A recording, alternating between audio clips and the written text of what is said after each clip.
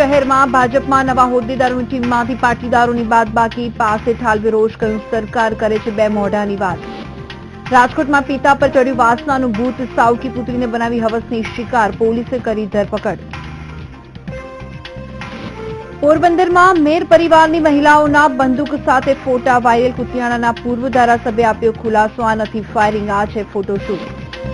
માંડપુણા યોજનાના આરંભે જૂનાગઢમાં લાભાર્થીઓને આવ્યો ભૂખે મરવાનો વારો, બીપીએલ અને રેશન કાર્ડથી 50% લાભાર્થીઓની બાદબાકી. તો પોરબંદર મુંબઈ ફ્લાઇટ બંધ કરાતા પોરબંદરના વેપારીઓ થયા નારાજ, પોસ્ટ કાર્ડ લખી ફ્લાઇટ શરૂ કરવા પીએમને કરાવશે રજૂઆત. અને મોંઘવારીએ ભાંગી સામાન્ય માનવીની કમર, સિંગતેલના ડબ્બાના ભાવમાં ₹400 નો વધારો, તો ખાંડ પણ બની મોંઘી.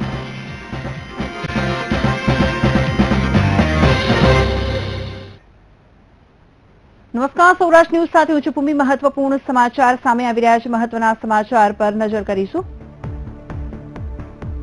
બોટાદમાં કોંગ્રેસ નિરીક્ષક ટીમ જે બોટાદમાં છે, બોટાદમાં કોંગ્રેસમાં જે જૂથવાદ ચરમસીમાએ પહોંચ્યો છે. રાષ્ટ્રીય નેતા અશ્વિની શેખરીની હાજરીમાં સૂત્રોચ્ચાર કરવામાં આવ્યા છે.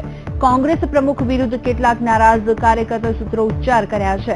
ઉલ્લેખનીય છે કે કોંગ્રેસ નિરીક્ષકની ટીમ બોટાદમાં પહોંચી હતી અને અગાઉ જિલ્લા પ્રમુખ વિરુદ્ધ ફરિયાદ થઈ હતી, જે ફરિયાદને લઈને કુંવરજી બાવળિયા અને અશ્વિની શેખરી બોટાદ પહોંચ્યા હતા.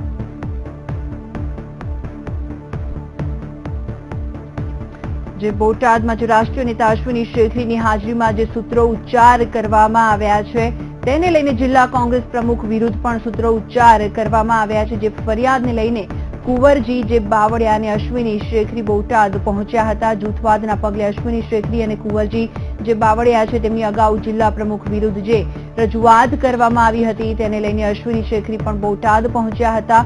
કોંગ્રેસ નિરીક્ષક ટીમ જે બોટાદમાં આવી પહોંચી છે. રાષ્ટ્રીય નેતા અશ્વિની શેખરીની હાજરીમાં સૂત્રોચ્ચાર જિલ્લા કોંગ્રેસ પ્રમુખ વિરુદ્ધ પણ સૂત્રોચ્ચાર કરવામાં આવ્યા હતા. આ અંગે વધુ માહિતી આપવા માટે જોડાઈ ગયા છે અમારા સંવાદદાતા રાજુ. રાજુ, શું અપડેટ છે આ અંગે હાલ? જી ભૂમિ, ખાસ કરીને વાત કરવામાં આવે તો છેલ્લા કેટલાય દિવસોથી બોટાદ જિલ્લા કોંગ્રેસની અંદર આંતરિક જૂથવાદ ચાલી રહ્યો હતો અને આ મામલે જિલ્લા કોંગ્રેસ પ્રમુખ ડીએમ પટેલની વિરુદ્ધમાં કોંગ્રેસના અનેક કાર્યકર્તાઓએ પ્રદેશ કક્ષા સુધી રજૂઆતો કરવામાં આવી હતી.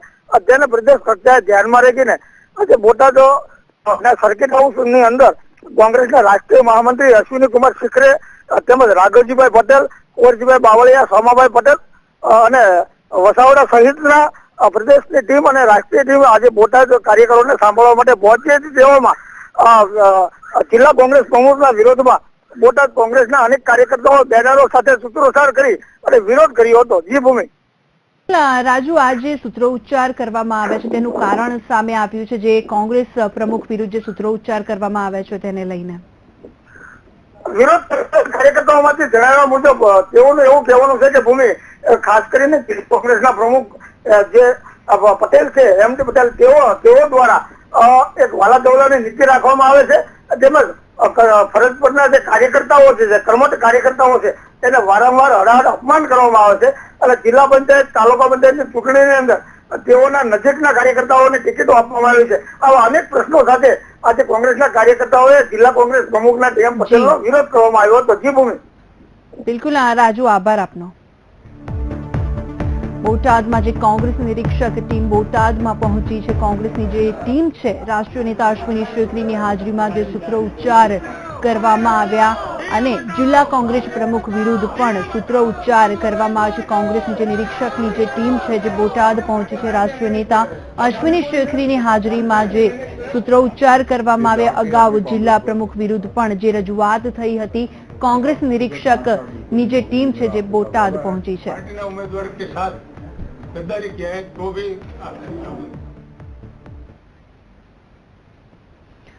રાજકોટ શહેર ભાજપ સંગઠનનું નવું માળખું ગત રોજ જાહેર થઈ ગયું. શહેર ભાજપ પ્રમુખ તરીકે કમલેશ મીરાણીની પસંદગી થયા બાદ ભાજપ પ્રમુખ કમલેશ મીરાણીએ સંગઠનના મુખ્ય હોદ્દેદારો તેમજ વોર્ડ પ્રમુખ સહિતની નવી રચના જાહેર કરી હતી. શહેર ભાજપ સંગઠનમાં પ્રમુખ પછી મહામંત્રી પદ એટલો મહત્વનો હોદ્દો હોય છે અને ત્રણેય હોદ્દા પર એક પણ પાટીદારને સ્થાન અપાયું નથી. રાજકોટ ભાજપ સંગઠનના પ્રમુખ પછીના મહત્વના મહામંત્રી પદ પર પાટીદારને સ્થાન અપાયું નથી એવો ગણગણાટ શરૂ થઈ રહ્યો છે. સંગઠનના 5 હોદ્દા પર 22 સભ્યોમાં માત્ર 3 પાટીદાર લેવામાં આવ્યા છે, જેને લઈને જૂથવાદની એક છાવણી ગેલમાં તો બીજી છાવણીમાં માતમ છવાઈ ગયો છે. ભારતીય જનતા પાર્ટીની મારી શહેરની ટીમમાં 3 પાટીદાર છે. 2 ઉપાધ્યક્ષ છે, ભાઈ શ્રી પ્રફુલભાઈ કાથરોટિયા અને કેતન પટેલ. 1 કડવા પાટીદાર, 1 લેવા પાટીદાર. એ જ રીતે મંત્રીમાં પણ કલ્પનાબેન કિયાળા 3 પાટીદારનો સમાવેશ કર્યો છે શહેરની ટીમમાં. અને જે 18 વોર્ડ જાહેર કર્યા છે એમાંથી 8 વોર્ડમાં 18માંથી 8 વોર્ડમાં પાટીદાર પ્રમુખ બનાવ્યા છે. તો હોદ્દેદારોની ટીમમાં પાટીદારોની જે કરવામાં આવેલી બાદબાકીના ઘેરા પડઘા જે પટેલ સમાજમાં પડ્યા છે અને પાટીદાર અનામત આંદોલન સમિતિએ રાજકોટ ભાજપની જાહેર થયેલી ટીમની ટીકા કરી ભાજપ પટેલ સમાજને ગુમરાહ કરી રહ્યો હોવાનો આક્ષેપ પણ કર્યા છે. સરકારની તાલમેલ હવે રહ્યો નથી. હવે પાટીદાર સમાજની વાત કરે છે, મધ્યસ્થીની અને આંદોલનની વાત કરે છે. તાલમેલ તો સરકારી માણસોનો નથી રહ્યો, એક પ્રદેશ પ્રમુખનો, એક સીએમનો અને એના મંત્રીનો તાલમેલ નથી રહ્યો. તો જ આવા નિવેદન અપાતા હોય કે એક સાઈડ ભાજપને પોતાનો પાટીદારોને ભાજપ પોતાનો ભાગ માનતી હોય અને બીજી બાજુ જ્યારે ભાજપની બોડી જાહેર થતી હોય એમાં પાટીદારોની સંપૂર્ણપણે બાદબાકી કરવામાં આવતી હોય તો આ ભાજપ સરકારની ચાલ હવે જનતા સમજી ગઈ છે. અમરેલી જિલ્લા ભાજપના નવનિયુક્ત જે પ્રમુખની અધ્યક્ષતામાં પ્રથમ વખત કારોબારીની બેઠક મળી હતી અને આ બેઠકમાં રાષ્ટ્રીય ઉપાધ્યક્ષ પુરુષોત્તમ રૂપાલા, વરિષ્ઠ નેતા દિલીપ સંઘાણી અને ભાજપના ધારાસભ્યો અને કાર્યકરો ઉપસ્થિત રહ્યા હતા. જોકે અમરેલીના સાંસદ નારણ કાછડિયાનું સાંસદ સભ્ય પદ રહેશે કે જશે તેના પર ચિંતા કાર્યકરો અને નેતાઓના ચહેરા પર જોવા મળી હતી. તો બીજી તરફ પુરુષોત્તમ રૂપાલાએ પાટીદાર આંદોલનની વાત કરવાની ટાળી હતી અને જણાવ્યું હતું કે લોકશાહીની ભવ્ય પરંપરામાં માનતા ભાજપમાં કારોબારીનું અનેરું મહત્વ છે.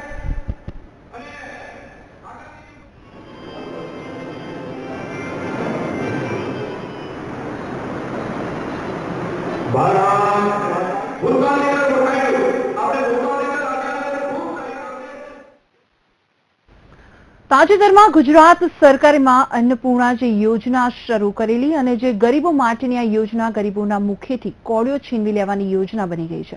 જી હા, માં અન્નપૂર્ણા યોજનાની શરૂઆત કરવા પાછળ મુખ્યમંત્રીએ કરોડો રૂપિયાનું આધણ કરી નાખ્યું છે, પરંતુ આજે ગરીબો અન્ન મેળવવા માટે ભટકી રહ્યા છે. ક્યાં ભટકી રહ્યા છે આ ગરીબો, આવો જોઈએ અમારા ખાસ રિપોર્ટમાં. કેશોદમાં ગરીબો અન્ન મેળવવા ભટકી રહ્યા છે. બીપીએલમાંથી ગરીબોને કરાયા દૂર, ગરીબો મુકાયા મુશ્કેલીમાં. ગરીબો માટેની યોજના નિષ્ફળ સાબિત થઈ. સૌરાષ્ટ્રના કેશોદમાં અન્નપૂર્ણા યોજના શરૂ થતાની સાથે જ ગરીબોમાં કકડાટ શરૂ થઈ ગયો છે. ગરીબોને સસ્તા ભાવે અનાજ આપવાની વાતો કરતી ગુજરાત સરકારે મોટાભાગના બીપીએલ લાભાર્થીઓના નામ કમી કરી નાખ્યા છે. ગરીબ લાભાર્થી જયાબેન અને રજિયાબેનના બીપીએલ કાર્ડ રદ થઈ ગયા છે અને રેશનિંગની દુકાનેથી અનાજ નહીં મળવાના કારણે મુશ્કેલીમાં મુકાઈ ગયા છે અને તેમની વ્યથા કંઈક આવી છે. સાહેબ, પ્રશ્ન એમ છે, એમને ઘઉં ચોખા બધું આપતું હતું, બધું બંધ થઈ ગયું. નકરું કેરોસન આપે તો કેરોસનમાં હું અમે હરગ ગયા. હું આવ્યું હોય સાહેબ, અમને કઈ ખબર નથી. તમારું બીપીએલ કાર્ડ રદ કેમ કર્યું? હવે ભગવાન જાણે સાહેબ. અન્નપૂર્ણ આવે એમાં નો કરે તો અન્નપૂર્ણ તો અમારે ઘરે જ નથી આવ્યું હતું કઈ. અન્નપૂર્ણાથી તમને લાભ નથી? અમને કઈ લાભ નથી થયો સાહેબ. આ તમને બંધ કરવાનું કારણ શું છે? હવે આ બંધ કર્યું સરકારે, મોદી સરકારે બધું બંધ કર્યું અમારું સાહેબ. મોદી સરકારે બીપીએલ કાર્ડમાં જે 5 કિલો ઘઉં અને કેરોસીન મળતું હતું એ અત્યારે બંધ થઈ ગયું છે. તે કે છે સરકાર, મોદી સરકાર કે અમે તમને અન્નપૂર્ણ પૂરું પાડશું, તો અત્યારે 5 કિલો નથી આપતા. અત્યારે અમારે નાની નાની 3 છોકરી છે, એને નિશાળનું પૂરું કરવું કે એને ખાવાનું પૂરું કરવું. આ ભાજપ સરકારે આવીને બહુ બધું મોંઘું કર્યું છે. હવે અત્યારે તમારા કાર્ડ અનાજ લેવા જાવ શું કે તમે? એમ કે છે કે તમારા રેશન કાર્ડમાં છીકો નથી લાગ્યો, છીકો લાગે તે પછી તમને માલ મળે. તો અમને ક્યાં જવાનું? તો કે મામલતદાર ઓફિસે જવાનું, નગરપાલિકાએ જવાનું. ત્યાં જઈએ તો કોઈ જવાબ દેતું નથી. ગરીબોના બીપીએલ કાર્ડ રદ કરતા ગરીબોને હવે ભૂખ્યા મરવાનો વારો આવ્યો છે. 50% જેટલા કાર્ડ રદ તો કરી નાખ્યા છે. એટલું જ નહીં, પહેલા જે બીપીએલમાં ઘર દીઠ 35 કિલો અનાજ મળતું હતું અને તેને બદલે આ નવી યોજનામાં વ્યક્તિ દીઠ 5 કિલો અનાજ આપવાનો નિયમ કરી નાખ્યો છે. ખરેખર આ યોજના લાગુ કરી ત્યારે અત્યારે માત્ર પેલા જે બીપીએલ ને 35 કિલો અનાજ મળતું હતું, ઘઉં અને ચોખા એમ બે વસ્તુ કરીને, એને બદલે આ લોકોએ નામ બદલાવી અને 5 કિલો અનાજ આપી અને એક નબળા માણસની મસ્કરી કરી છે. તો આજે આ એની જ મોજણીનો દાખલો આપની સામે હું આપું છું કે આ જે બીપીએલ કાર્ડ છે એ બીપીએલ કાર્ડ ને પણ આમાંથી બાકાત કરી દીધું છે. તો કયો સર્વે હાસો? ગુજરાત સરકારનો હાસો, 2011નો જે સર્વે કર્યો છે એ હાસો, કે આ બીપીએલ ગ્રાહકો? માં અન્નપૂર્ણા યોજનાની શરૂઆત કરવા પાછળ મુખ્યમંત્રી આનંદીબેન પટેલે કરોડો રૂપિયાનું આંધણ તો કરી નાખ્યું છે, ત્યારે હવે જોવાનું એ રહેશે કે આ ગરીબોને ક્યારે અનાજ મળે છે. Bipin Pandya, VTV news, Junagadh. મોરબી જિલ્લાના હળવદ ખાતે રાજ્યકક્ષાના મંત્રી રમણલાલ વહોરાની અધ્યક્ષતામાં સંવાદ સેતુ કાર્યક્રમ યોજવામાં આવ્યો હતો. આ કાર્યક્રમમાં અપૂરતા પાણી, રોડ, અપૂરતી વીજળી જેવા 79 પ્રશ્નો રજૂ કરવામાં આવ્યા હતા. એક એવો પ્રશ્ન થયો હતો કે હળવદ પંથકમાં થતી રેતી ચોરી બાબતે પોલીસ શા માટે વાહનો પકડે છે તેવો સવાલ કર્યા હતા. જે રેતીની લીઝની જે માંગણી પેન્ડિંગ હોય અને તેને લીઝ આપવામાં જણાવ્યું હતું, જ્યારે વીજળી પૂરતી ન મળતી હોવાના પ્રશ્નોની પણ ચર્ચા કરવામાં આવી હતી. મંત્રી રમણલાલ વોરાએ હળવદ તાલુકામાં વિવિધ પ્રશ્નો સાંભળ્યા હતા અને જે પ્રશ્નો રજૂ કરવામાં આવ્યા હતા તેનો સ્થળ પર જ નિકાલ કરવામાં આવ્યો હતો. કુલ 79 જેટલા પ્રશ્નો હતા અને પ્રશ્નોની ચર્ચા થઈ હતી, જેમાંથી 80% વધારે પ્રશ્નોનો સ્થળ પર જ નિકાલ કર્યો હતો. 4-5 પ્રશ્નો નીતિ વિષયક છે, જે એનો નિર્ણય ગાંધીનગર કક્ષાએ રજૂ કરવામાં આવશે. બાકીના જે રહ્યા છે એને સમય મર્યાદામાં પૂરા કરીશું તેવું તેમણે જણાવ્યું હતું. ગુજરાતના પ્રણેતા શ્રીમતી આનંદીબેન પટેલના નેતૃત્વમાં આ લોક સંવાદ સેતુ તમામ તાલુકાઓમાં ચાલી રહ્યા છે. રાજ્યના મંત્રીમંડળના બધા જ સાથીદારો તાલુકાના મથકે જાય છે. પહેલેથી એની બોડી પ્રસિદ્ધિ કરીને પ્રશ્નો મંગાવવામાં આવે છે અને તમારી હાજરીમાં જોયું છે એ પ્રમાણે એ પ્રશ્નોનું નિરાકરણ પણ થાય છે. 80% કરતાં વધારે પ્રશ્નોનો આપણે સ્થળ ઉપર નિકાલ કર્યો છે. 4-5 પ્રશ્નો જેવા છે જે નીતિ વિષયક છે, એનો નિર્ણય ગાંધીનગર કક્ષાએ અમે કરીશું. બાકીના જે રહ્યા છે એના સમય મર્યાદામાં અમે પૂરા કરીશું. અને સમાચાર પર નજર કરીશું બ્રેક બાદ.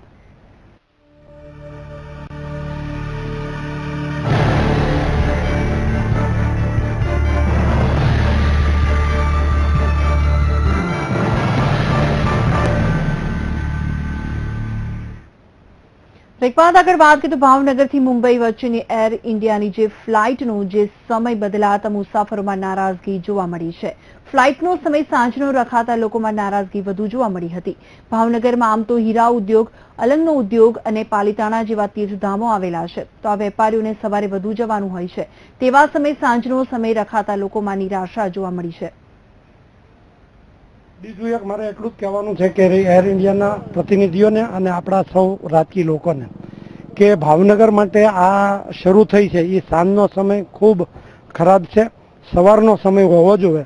ભાવનગરના વેપારીઓ અહીંથી ત્યાં મુંબઈ જાય તો સવારમાં ઉતરીને અને તરત એમનું કામ કરીને બીજા દિવસે અગર તો તરત આવવું હોય તો આવી શકે. આ ભાવનગરથી આજે ફ્લાઇટ શરૂ કરવામાં આવી સાંજની, એ પણ સાંજની કરવામાં આવી. આપ બરોડા જાઓ તો આપને સવારથી સાંજ સુધીમાં 7 થી 8 ફ્લાઇટ મળે. આપ રાજકોટ જાઓ તો અલગ અલગ કંપનીની 7 થી 8 ફ્લાઇટ મળે.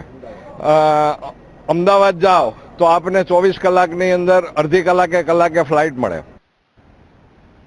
પોરબંદરના કુતિયાણા વિસ્તારમાં પૂર્વ ધારાસભ્ય એવા ભૂરા મુંજા જાડેજાના પરિવારની મહિલાઓના હાથમાં કારતૂસ સાથે બંદૂકના ફોટા સોશિયલ મીડિયામાં વાયરલ થયા છે. પૂર્વ ધારાસભ્ય દ્વારા પોરબંદરમાં તેમના નિવાસસ્થાને ભાગવત સપ્તાહનું આયોજન કરવામાં આવ્યું હતું, જેમાં નીકળેલી ઓથી યાત્રા દરમિયાન પૂર્વ ધારાસભ્યના પરિવારની મહિલાઓએ પારંપરિક પહેરવેશ અને હાથમાં બંદૂક સાથે તેવા ફોટા સોશિયલ મીડિયામાં ફરતા થયા છે. તો આ બાબતને લઈને ભૂરાભાઈએ વીટીવી સાથે વાત કરીને સ્પષ્ટતા આપી છે.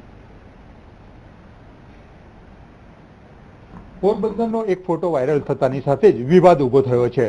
આ વિવાદ કારણ પાછળ એવું છે કે ભૂરાભાઈ મુંજા સાથે સંકળાયેલા હીરાબાનો આ ફોટો છે અને તેના કારણે આ આખો વિવાદ ઉભો થયો છે. ત્યારે આપણે ભૂરાભાઈને પૂછીએ કે આ ખરેખર વિવાદ શું છે અને ફોટો કેવી રીતે આવ્યો, ક્યાંથી આવ્યો અને શું છે એમાં. ભૂરાભાઈ, આ ફોટાનું રહસ્ય શું છે, કેવી રીતે ફોટો છે? પહેલી વાત તો એ છે ખ્યાલ નથી. મને આજે જ ખબર પડ્યા કે ભાઈ આવી રીતે એક ફોટો વાયરલ થયો છે ને હિરલબાના હાથમાં ગન છે. એટલે મેં કીધું ઓકે જોઈએ બરાબર. પછી ફોટો કેવી રીતે છે શું છે ખબર નથી. એક તો વસ્તુ એ છે પહેલા નંબરની કે આ કોઈ કદાચ કોમ્પ્યુટર ઉપર કર્યું હોય. અત્યારે બધા એવા બહુ મસ્તી મજાકો કરે છે.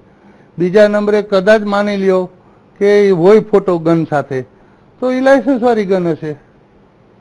હિરલબા પાસે લાયસન્સ છે ગનનું, એ તમે જે કીધું એ પ્રમાણે. પણ આ ફોટો આવી રીતે વાયરલ કરવા પાછળનો ઉદ્દેશ શું હોઈ શકે? તમારું પોતાનું શું માનવું છે?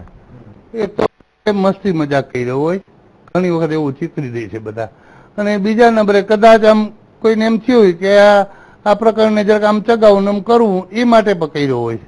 ગન સાથે ફોટો હોય તો એ ફોટાનું કઈ મિનિંગ શું?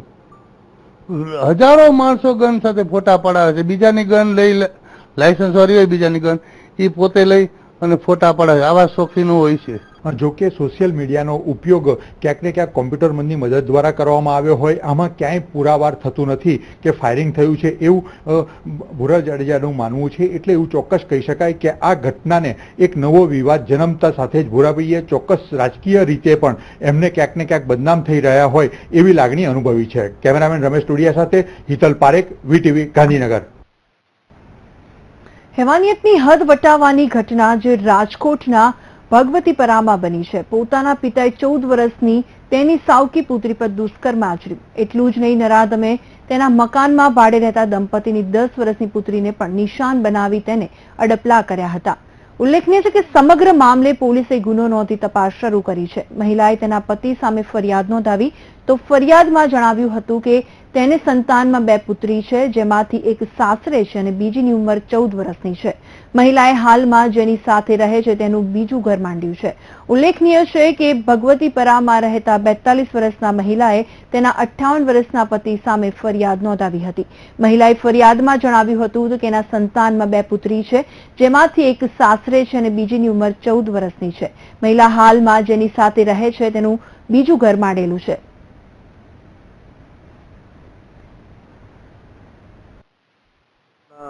લગ્નના જે થકી એને પુત્રી થયેલી છે એને સાથે લઈ આવેલી અને હાલના આરોપી જે કાળુભાઈ રવજીભાઈ વઘાસિયા છે એની સાથે લગ્ન કરી અને રહેતા હતા.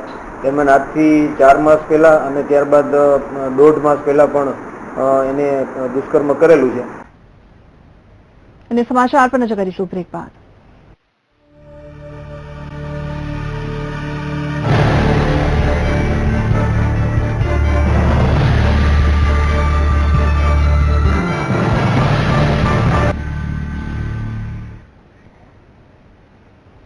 આગળ વાત કરીએ ગીર સોમનાથના કોડીનાર તાલુકાના સરખડી ગામે દીપડાનું મોત થયું છે. 20 ફૂટ ઊંડા અને 5 ફૂટ પાણી ભરેલા કૂવામાં ગત રાત્રે દીપડો પડી ગયો હતો, જેની જાણ ખેડૂતને વહેલી સવારે થતા વન વિભાગનો સંપર્ક કરવામાં આવ્યો હતો.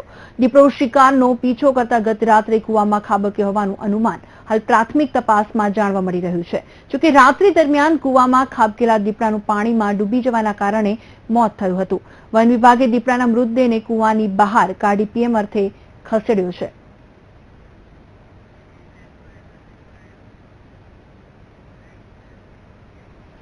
અમદાવાદ રાજ્ય એસટી વિભાગ દ્વારા સુરેન્દ્રનગરના દરેક એસટી ડેપો પર ચેકિંગ હાથ ધરવામાં આવ્યું છે. આ ચેકિંગમાં એસટી બસોની ગુણવત્તા ચેક કરવામાં આવી હતી, જેમાં બસોમાં ઓઇલ, એન્જિન અને ટાયરની ગુણવત્તા, કમાન સહિત મુસાફરીના કુલ કિલોમીટર ચેક કરવામાં આવ્યા હતા.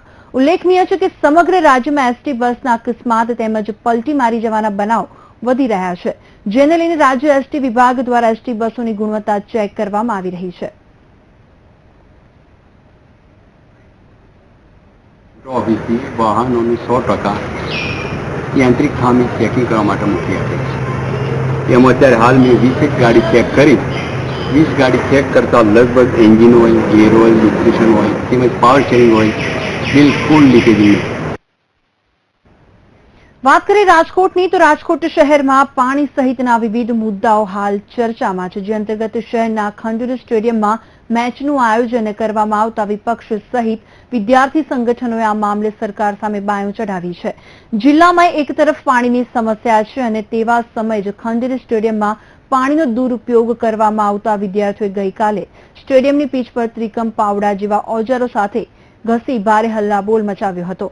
સાથે ચીમકી આપતા વિદ્યાર્થીઓએ જણાવ્યું હતું કે આગામી 24 એપ્રિલના રોજ યોજાનારી મેચને બંધ રખાવીશું, જેને લઈને પોલીસે હાલ તો 3 વિદ્યાર્થીઓની અટકાયત કરી સ્ટેડિયમ પર ચુસ્ત બંદોબસ્ત તૈનાત કરી કાયદેસરની કાર્યવાહી શરૂ કરી છે.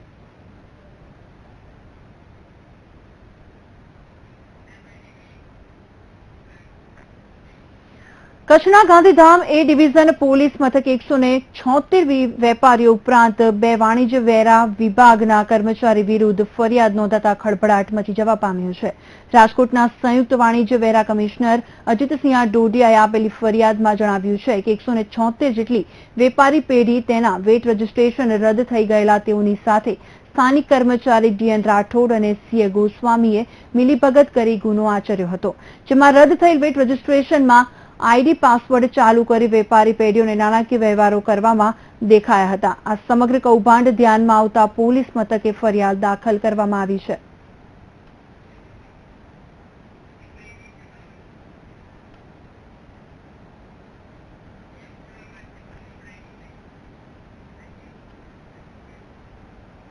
અગર વાત કરીએ મહત્વપૂર્ણ સમાચારની તો મહત્વના સમાચાર સામે આવી રહ્યા છે.